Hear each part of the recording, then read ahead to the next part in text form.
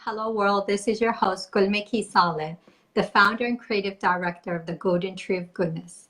You're watching Listen to Understand with Gulmiki. This is a webcast that wants to promote goodness through understanding.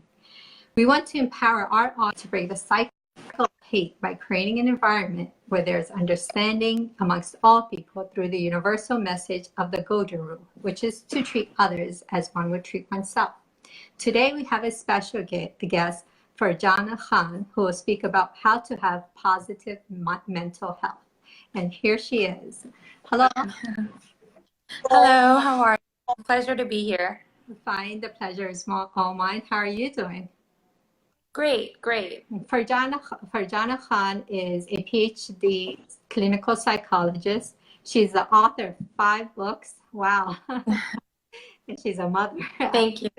Thank you. Amazing. She's a life coach, activist. She has appeared on television and radio talk shows. And she's the founder and president of A.K.K.I, which she'll tell us more about, which helps domestic violence victims of in-law abuse, emotional and physical, and victims of sexual abuse by family members and victims of family and drugs. So wow, she does great work. And there's also a fun fact about her. She loves rollerblading. Once you become a mother, all that stuff stops. Or do you still doing it? Oh, I'm still doing it. I love adventure. I had stopped when I was a kid, but when I got married many years later, I started doing it and I was like, wow, I still know. It's good I didn't fall on my head or anything. So we're going to start the introduction to this topic, and we want Farjana Khan to make us understand what this topic is, how to have positive mental health. Can you give us an introduction into this? Sure. So this topic is very important to me, obviously, because I'm in the mental health profession and just for other personal reasons. Positive mental health is the ability to deal with your emotions in a positive manner, basically, right? So when you're dealing with life situations, you're dealing with people, work, tragedy, having those skills to process those emotions, right? Mm-hmm. And just like we take care of our physical health by exercising, by eating well, no one teaches us how to take care of our mental health, right? No one is teaching us this skill. So this is why I came up with the Watch Yourself technique from my 5th book, where I teach individuals how to maintain positive mental health with specific steps. Just like physical health, we do the exercises, right? We do the eating well. Our mental health also needs to be addressed. Mm-hmm. Wow. That's very important, because I see a lot of people who they're very good people, but they just don't know how to manage their emotions. Exactly. Crisis happen, they go over, and they don't want to be crazy and mean and rude, but because they never learned how to manage their emotions, that's how they act. But that was always good in them. We could find that good in them. So sure. And I just wanted to talk about the importance of positive mental health, because think about it. There's increased suicide rates. There's the high rates of drug abuse, alcohol abuse, school shootings, just general feelings of lack of contentment among individuals, right? Mm-hmm. So as a psychologist, I started noticing some patterns where, like you said, there's no formal training for individuals, right, on how to have positive mental health. And we just learn these skills along the way, right, when tragedy happens, right? Or these skills are acquired after in adulthood. Particularly children are never taught how to process emotions, right? So this is why I feel like teaching individuals, society, how to maintain positive mental health is very crucial. True. You're very right. You're also a teacher, and you've seen that in school. Yes. And many of the problems because children don't know how to manage their emotions. Yes, absolutely. Yeah. And that's where the bullying starts. That's where the fighting starts and the harassment starts. Exactly. There's no preventive measures. Mm-hmm. Mm-hmm. Yeah. So why what motivated you to do this, and what motivated you to do this, and how long have you been doing it? Sure. So I've been doing this for almost 15 years, I think even more than 15 years, working with families, children, and my motivation, it comes from my upbringing. I think it has roots in my upbringing. I have a cousin who she was my best friend, and at a very young age she was diagnosed with bipolar disorder after an environmental trigger, and it just started making me think, oh, what happened? How do people develop mental disorders? Also, as I was growing up, I was noticing cultural issues, other biological versus environmental factors, in individuals, and why they make certain decisions, the stigma related to getting help, certain things being normalized, generational gaps, and parents not having the tools to help their kids. So all these issues just prompted me to become a social change agent, stop the cycle of dysfunction, and bring more awareness. And through my doctoral program, it was solidified just to become a social change agent. I wanted to go and make a difference in the world. Wow. Yeah, it takes a good heart. You have that good heart, and you have the intentions, and you do the actions. You want to bring that positive change into the world. And this is where you found your gift right here, and yes, people understand their emotions. Yes, thank you. Yeah, I'm here sharing it with everyone. That's why I'm looking down on my laptop. No problem. Yeah, because I think this is a very important topic, and a lot of people need to hear this. A lot of relationships could be saved.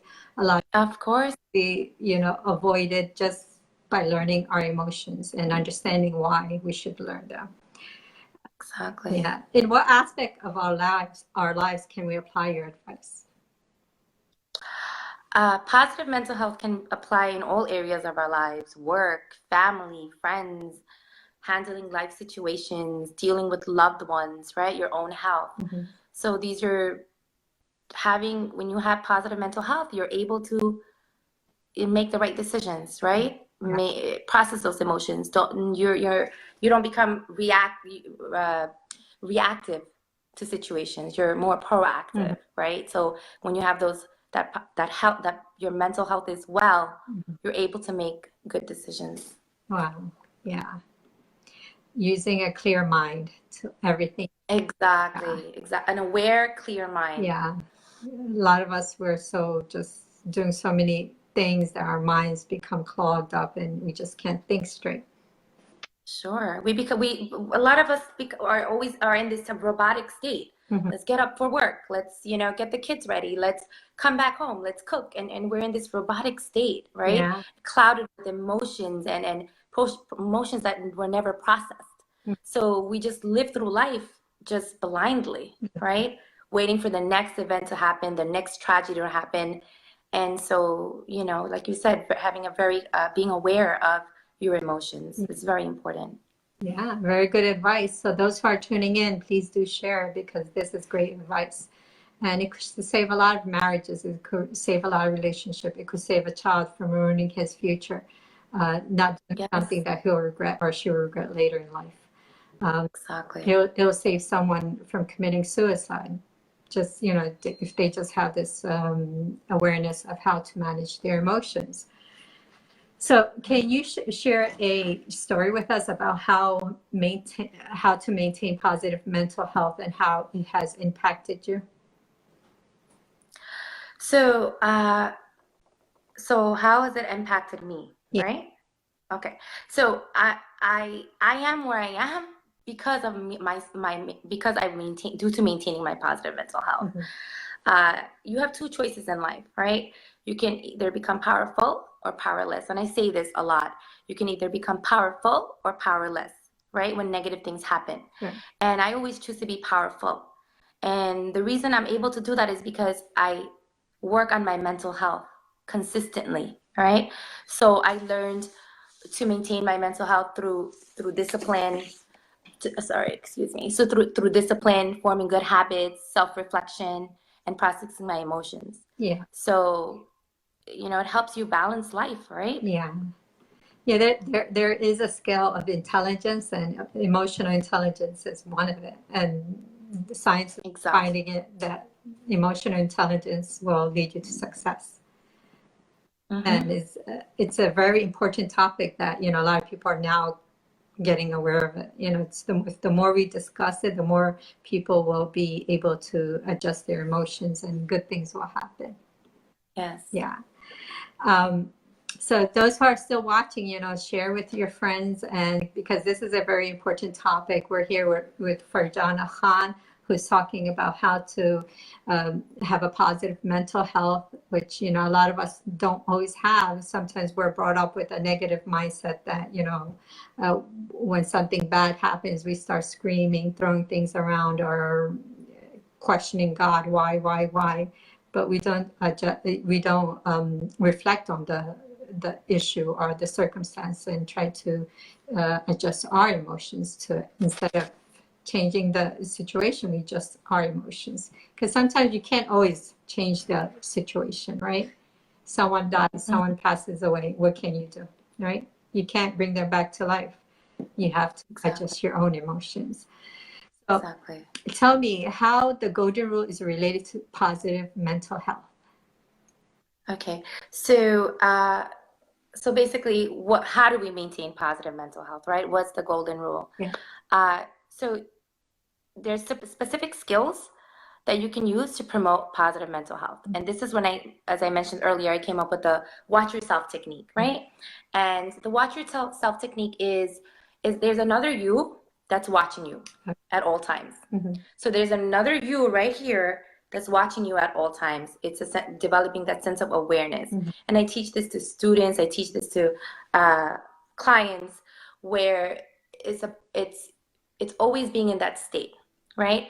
And being in that state, it helps you. There's 3 things you can do to maintain positive mental health. Obviously, there's a lot more. There's obviously self-care, right? Yeah.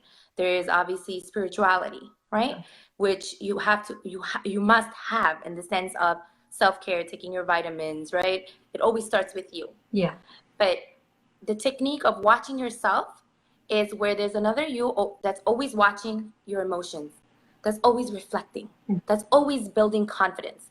So there's 3 specific skills that you need to attain to develop a habit of in order to maintain positive mental health, which I'm going to get into, right? Okay. Number 1 is consistently processing your emotions. This is where you understand that it's okay to have emotions. It's okay to be angry. It's okay to get sad, because you are human. That's part of being human. But it's not okay to just bottle it up, right? It's not okay to bottle it up. So here, you watch your feelings, you watch those emotions, and let them pass through you. Right. So understanding that it's okay to have emotions, number 1, right? And then processing those emotions. So one technique that I use a lot is, I'm feeling angry. So state what you're feeling. I'm feeling angry right now because, and you say why you're feeling angry, and it's okay, I accept you. So basically, you're letting those emotions pass through you, right? Literally pass through you. Not even, a lot of us tend to just not even know how we're feeling, right?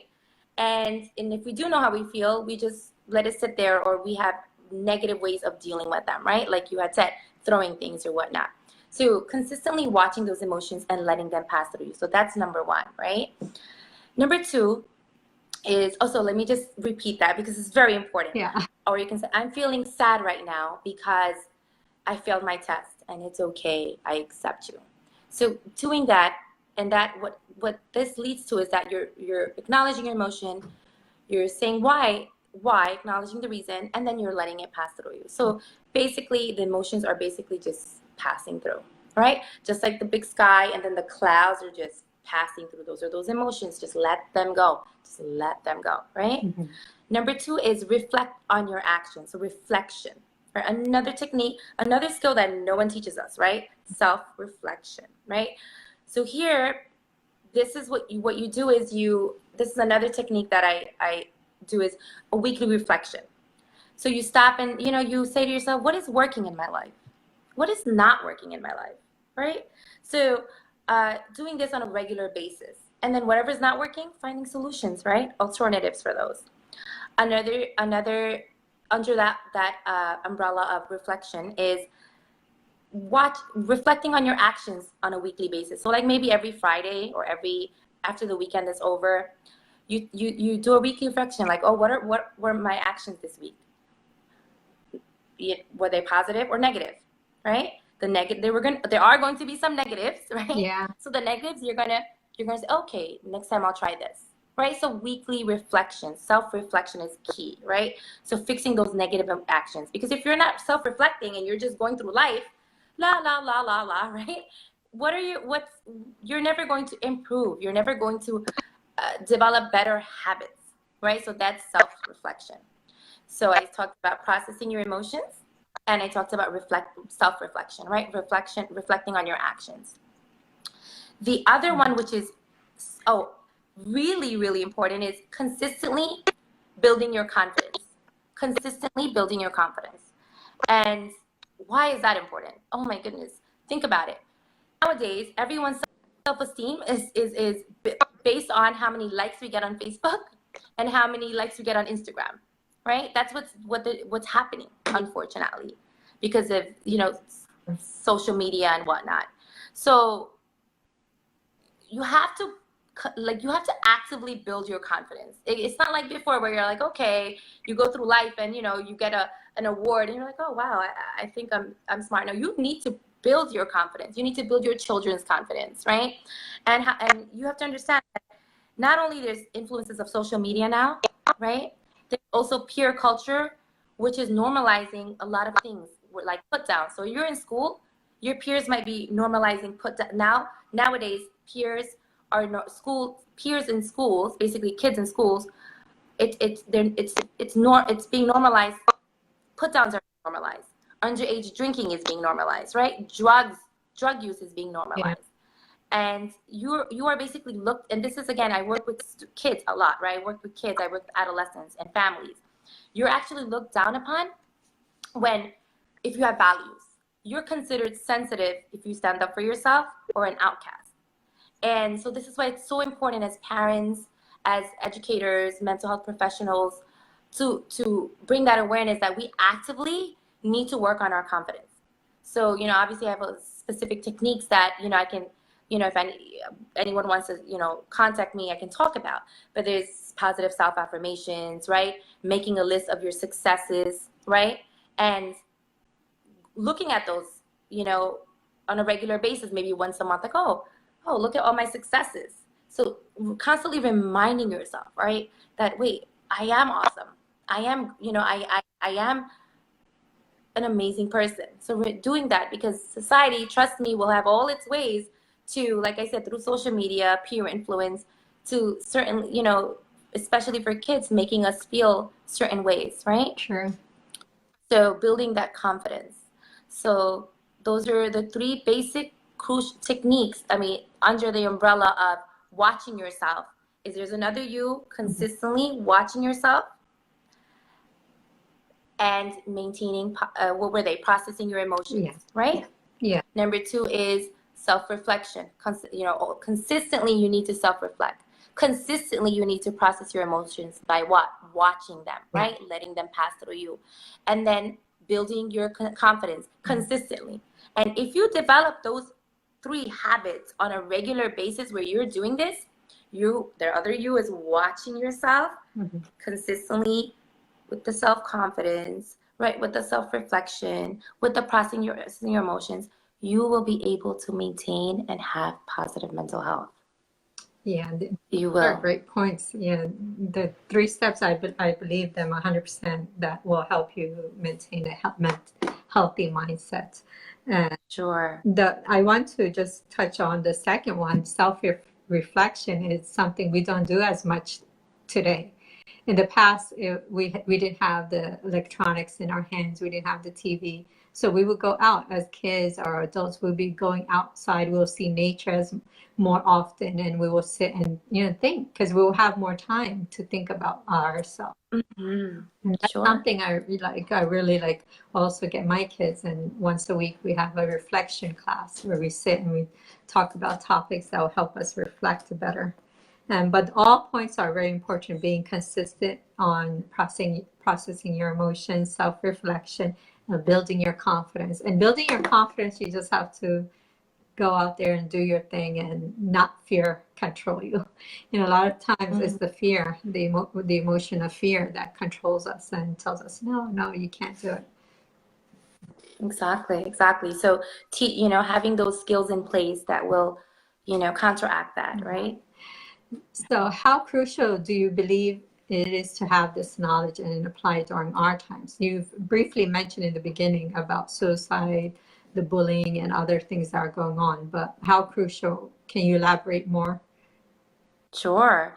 It's extremely crucial. It's maintaining or teaching individuals how to maintain positive mental health is extremely crucial, especially at this time. Why? There's the influx of social media, right? The media influences in our homes. There's suicide rates, right, which are increasing. You just look at the news, right? There's drug and alcohol abuse. There's domestic violence, right? There's the peer, like I said, the peer culture in schools of normalizing put downs, right? Put downs are normalized now. Okay, Sure. you can be at school and someone can say you're ugly and you're supposed to just be okay with that. You know, that doesn't make sense. Not teaching kids how to process emotions. Look at all the school shootings. And, again, I mentioned this in my other talks. We learn math. Schools teach us math. Schools teach us reading, right? Sure. Etc. Our parents at home teach us manners, right? They teach us how to be good students, right? How to but no, do our parents, most parents and schools, no one teaches us how to process our emotions, right? Yeah. Think about it. To the two realms of our lives, right? Work, school, home. Where is this being taught? Nowhere, right? So this is why I'm so passionate about this. This is why I created the Watch Yourself technique, which again, you can find on Amazon, and it really will help your families, right? Because this is for teachers, this is for parents, this is for any mental health professional where I'm teaching these three basic, how to develop those three basic habits under the realm of watching yourself, right? Process your emotion, self-reflection, and building self-confidence on a consistent basis. So it's extremely important. Yeah. Even for adults, I think your book is important because there's a lot of adults who never had this. No, of course not. Learning of course not. They were young. So it's important. Even I had to learn a lot. And I even contacted my former employer, the school I used to work at, and I recommended your book. I said, this is so important for, if you could add it. Oh, thank you. Thank you. Thank you.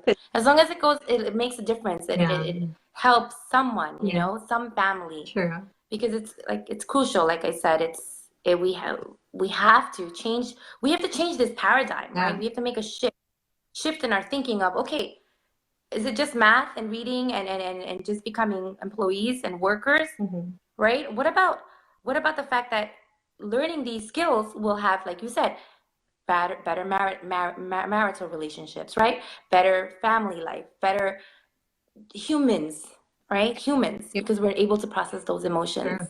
Sure. Yeah, my son, he's always telling me, Mom, it's not about the degree nowadays. They look at overall. They ask you about, they're concerned about your work ethics, which goes back to your emotional intelligence, how you manage your emotions. So exactly. It's even important in the workforce. Your employee will take you in for a while, but once they know your true self and you don't know how to manage yourself, because there's always going to be coworkers, right? You're going to be always dealing with coworkers. And if you don't know how to deal with them, how to adjust your emotions, because there'll be always that one person who annoys you, right? Who are you going to... Exactly. And not just coworkers, there's life situations, right? The train breaks, the train, there's a delay on the train, and there's so many things that happen. It's how do you deal with life, right? Sure. People. Yeah. So those who are watching, please do share. We have an exciting topic on how to have a positive mental health with Farjana Khan, who is a psychologist, a author. So she's doing great, amazing work in the community she's at. She also has her nonprofit organization, which we'll get to. So why is it important for parents and teachers to teach children how to manage their emotions? Why is the parents and teacher? Okay, basically, it's important for parents and teachers to teach kids this skill because they're forming their children's character, right? You're not just creating robots to work, right? Or just live life in a robotic state, which I mentioned. That your parents and teachers are there to impact, right? Teach life skills. You're there to create agile, lifelong learners, right? So what do I mean by agile, lifelong learners? You're teaching your how do I say this? You're basically influencing kids to become adults that are able to learn quickly, right? And apply those skills in different situations very quickly, right? So you're teaching children to be agile, lifelong learners, not just in the workplace, like you had mentioned, it's in all realms of life, right? And if you want them to become movers and shakers in the world, they must have positive mental health. They must know how to how to process those emotions. They must know this. Then they will succeed, right? Think about it. So that's why it's very important for parents and teachers to take this absolutely seriously. Yeah, it is. Sometimes even the teachers need to learn. Because I've been working as a teacher for 14 years, and I've seen situations where teachers do not know how to manage their emotions, and even parents. Because parents comes in and they're storming and yelling and screaming, "Why did my child get this bad grade?" Or, if there was an incident at school, instead of, they don't realize that the younger kids are watching us adults, where there's a parent. Exactly. They just exactly. We're role models. Negative way. So this is Exactly. important for teachers and parents to have a workshop, and if you could even do it, it would be great through your book, and a lot of things will come out from it. Sure. Yeah, because remember how I mentioned earlier when we started talking, adults don't know this skill either. Many adults, I'm not saying all, but most adults don't know this skill either because no one taught them, right? No one has taught. This hasn't started. This is a new phenomenon. No one knows how to process their emotions. No one knows how to maintain that positive health. They only learn this skill, like I said, after some tragedy happens, right? And then they just don't know how to deal with it, and then they go to a therapist or they read some article, or there's no formal training. Yeah. Right? Yeah. You mentioned the lasting effect on a child who process their emotions. Are there anything else you want to elaborate on that part? Oh, yeah, sure. Basically, what are some of the lasting effects on a child who learns about processing their emotions, right? So these children, if they do learn how to process their emotions, they'll have better coping skills, right? They'll know how to deal with put downs in schools, right? They'll have personal power. They'll have those techniques to deal with life, with family, right? Family dynamics. Sure. They will learn how to have better work interactions at work when they're older. Yeah. Family life, marital life, right? Achieving goals. Hopefully, with this knowledge, the suicide rates, school shootings, and overall negativity will decrease. That's the goal. Yeah. If we can all talk about this and raise awareness, yeah, absolutely. There can be a solution. True. Yes. As you can see, I'm very passionate about it. Yeah, I see it. And the book, I need to get it. I'm waiting to order it, but it's something we all need to have on our bookshelf, and not just to discuss there, but take it and use it and utilize it and share it with others. Because this is very crucial, especially when we're living in diverse world, right? In the United States or Europe, there's a lot of diversity going on with the immigration and refugees, and we have all people from all different backgrounds coming and living together in a neighborhood, and then they work together, they go to school together. We need to understand each other, and one of the things is their emotions and my emotion. I need to also understand my own emotions, and I also need to understand the person's emotions and help cope with it and fix situations that come around. So you also have your organization, the A.K.K.I. Would you like to elaborate on that before we ask the final questions? Yeah. So the A.K.K.I Foundation is a foundation that I created because of a lot of domestic issues that in certain homogenous cultures that were not being addressed. And this in that realm, it basically what this foundation provides is emergency funds for individuals in certain situations where they don't have the money to get out of the domestic violence situation. So let's say they're at home and they want to leave and they don't have money for a cab ride back to a safe place. So they get money. They don't have money for the first month's rent because they just left the situation with 4 kids. So this is where this foundation provides, monetary funds for these, for women, for anyone in these situations. Not only that, it helps, and I also provide free therapy for a month, right? Just so the individual can get situated. Yeah. So, it's to help. Yeah. That's a great thing you're doing, because a lot of people have these issues. And you also, I was listening to your other talk where you talk about in-law abuse. Yes, yes, definitely. Under that realm, Yeah. thank you for bringing that up. Yes, like I said, certain homogenous cultures, there's a lot of prevalence of in-law abuse, where in the sense that the in-laws are abusing the daughter-in-law, right? Or there's or vice versa. There's that dynamic. And so getting out of those situations, because no one is talking about that, and you hear a lot of things, a lot of situations where it gets to such bad and horrific stages where, I don't want to get to, but it basically it is prevalent.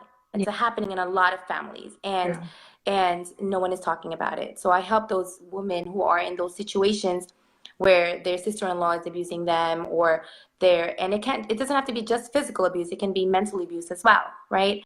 So, the whole family teams up and abuses this daughter-in-law, right? And so getting those women help as well. So this foundation was created for various reasons. Yeah, even if they they had understood emotional intelligence or how to manage their emotion, a lot of these problems within the in-laws will not happen, because a lot. For instance, Yeah, a lot. Go ahead. Because they're mad, they're angry, they're upset, and they take it out on the daughter-in-law or whoever it may be. Exactly. Important for in-laws. Exactly. And then building the confidence. So if the daughter-in-law has the confidence, right, it's a whole, like the three skills I mentioned, right? If the daughter-in-law has confidence, she can stand up for herself as well, right? Sure. In the right way. Yeah. That's why I became a mother-in-law. I have 2 beautiful daughter-in-laws too. That's amazing. They're married. So I said, I don't want that kind of relationship where the mother-in-law and daughter-in-laws are on opposite ends. So before getting her, I went and did my research and say, why do these problems happen? And I tried to make sure I don't become that type of mother-in-law, because I wanted to have a positive relationship, because it's crucial for the upbringing of my grandchildren, the marriage of my son and his. I have to make sure I'm in the right, because I'm the leader, I'm the oldest, right? Exactly. I have to, sometimes sacrifice my own emotions and put them down, just until, we get to on a page where we start understanding each other. So I'm going to say, so far, my relationship with my daughter-in-laws are amazing. Great. Good to hear. I'm happy. So it's something, I said, if oppression has happened to someone, we should not continue the oppression, So hopefully that, people could learn so much from you, they take your advice and put it into action. So continuing on with the questions, what final advice do you have for the audience? And another question, what other plans do you have for yourself? And before you leave, I also want you to mention where they could contact you. Also put it on the comment bar, your your contact information, your website. Sure. Sure. So what final advice? One final advice would be learn how to have positive mental health. You have to take care of your inner space. You have to take care of this space of yours. Develop those good habits. Life will always have ups and downs, Sure. right? Yeah. Who doesn't have problems? Yeah. Life will always have ups and downs. Sure. But like I said, you can either become powerful or powerless. So change your mindset, develop those habits, and remember, get into the habit of there's another you watching yourself at home. So are you just cleaning the dishes and doing the laundry and not smiling and stressed out, or are you just stop and watch yourself like, okay, let me smile. Okay, let me smile. Nothing is a big deal. Okay, life is great. Nothing is a big deal. So always being in that state of awareness where you're watching yourself, right? You're self-reflecting, right? And processing those emotions. So just learn to develop those skills, and they will change your life. It will change your life. I promise you, it will change your life. You will soar. You will start soaring. Yeah. You will reach all those goals that you wanted to reach. Yeah. Thank you. You've done an amazing job for us in sharing your goodness and helping us to manage our emotions, on how to have a positive mindset. If the audience have any questions for Farjana Khan, please do ask right now. This is the time to ask any questions you have. I'm going to go through the comment bar. I see Jennifer. Hello. She has a comment. We as a society must get protected.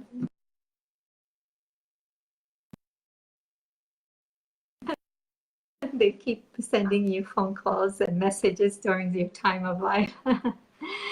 Okay, Jennifer is sorry, saying, it kind of broke off, so I was just trying to hear it. Yeah, because the phone call came through. Oh, I see. We as a society must get proactive on mental health issues. Bravo to you. Thank you, Jennifer. So most of them are just good comments. They're giving you, everyone's happy about what you're discussing. And salam and hello to everyone. Any other questions before Farjana Khan leaves? If you have any questions, you may ask right now. But if you have anything else to say, Farjana Khan, if in the meantime you could say it until anyone has any questions. Oh, for me? Oh, okay. Yeah. So yeah.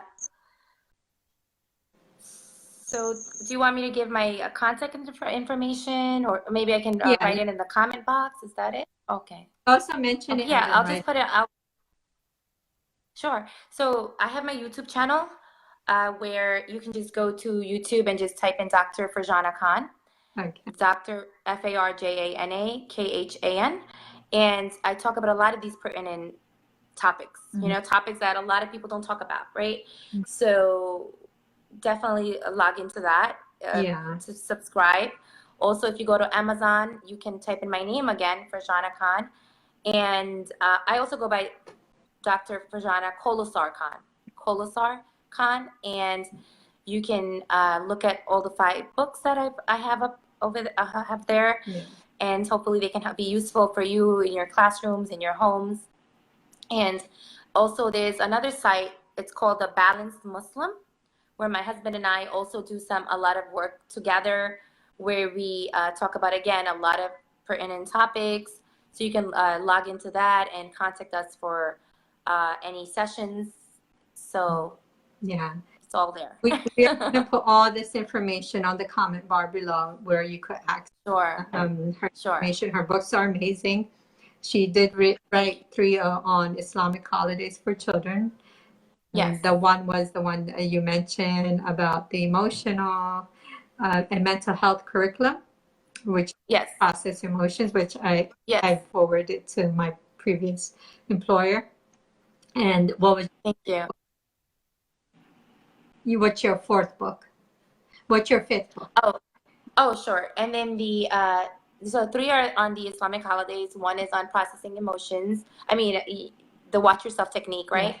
And then the fifth one is, it was a research study that I did on parental involvement in school-home communication. Okay. So, and how to have good relationships, basically, you know, the relationship with the two variables. Yeah. So that was very interesting. And just so you know what my future work looks like, I have another book coming out. It's a self-help book, and it's with Quranic quotes. So there's a lot of self-help books, right, where there's always there's quotes.